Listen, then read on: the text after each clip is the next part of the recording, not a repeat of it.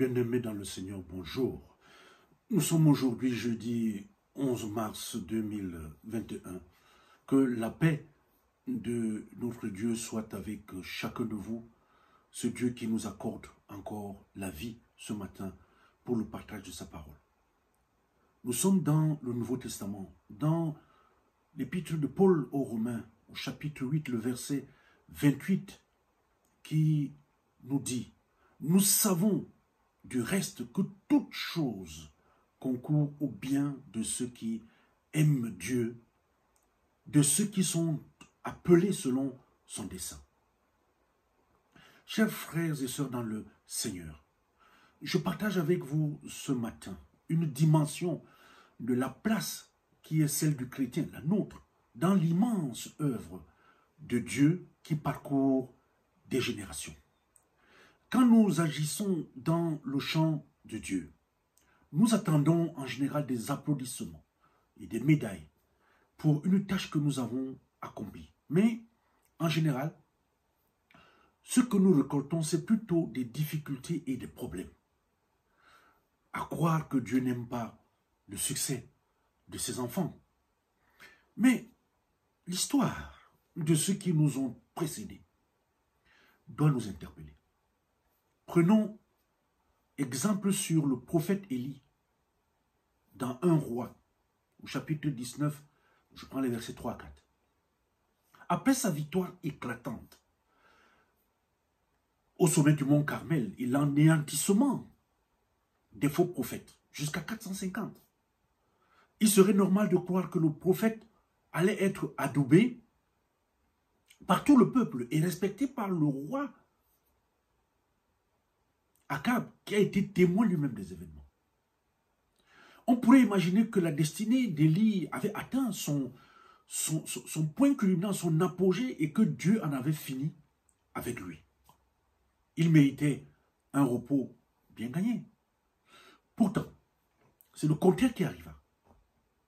Élie a perdu courage et il a pris la fuite pour échapper au tueur lancé, n'est-ce pas, par Jézabel. Et là, c'est Dieu qui a dû le nourrir afin qu'il regagne des forces. Dieu a envoyé un ange qui est venu nourrir le prophète qui était épuisé et effrayé. Chers frères et sœurs dans le Seigneur, Dieu sait que nous avons besoin d'un soutien bien particulier quand nous nous sentons découragés, quand nous sommes au bout du rouleau, quand nous sommes décidés à tout abandonner, à tout lâcher, même notre vie. Il adapte ses provisions à la nécessité de notre état. Et Paul a donc écrit, « Toute chose contribue au bien de ceux qui aiment Dieu. » Ce que nous devons remarquer, c'est la deuxième partie du verset qui est trop souvent passée sous silence. Cette partie dit, « Ce qu'il a appelé selon son dessein. » Dieu n'en avait pas fini avec Élie. Même si le prophète l'imaginait, le point culminant de la destinée d'Élie n'était pas la victoire du Carmel.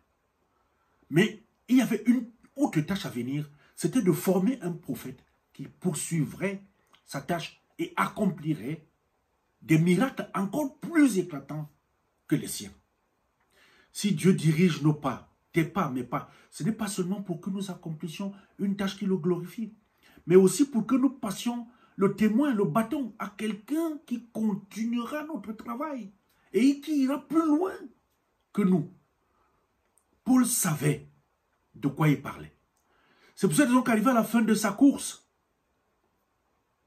il a encouragé son successeur, Timothée, à poursuivre son travail avec autant de vigueur que possible. Sa deuxième lettre à Timothée, la dernière qu'il a eu le temps d'écrire, est en quelque sorte une passation de pouvoir. Et pour Élie, sa mission se terminait avec la reprise de son flambeau par le prophète Élisée. C'est ainsi que Dieu continue d'agir avec nous pour son œuvre qui traverse des générations. À nous de le comprendre. Le thème de notre prière de ce matin est le suivant. Laisse Dieu diriger tes pas dans son œuvre, car après toi, cette œuvre continue. Amen. Éternel notre Dieu, merci pour ta parole de vie de ce matin. Merci pour le message interpellateur sur la finitude, la nôtre dans ton œuvre qui continue après nous. Aide-nous à le cerner et à le vivre au nom de Jésus-Christ.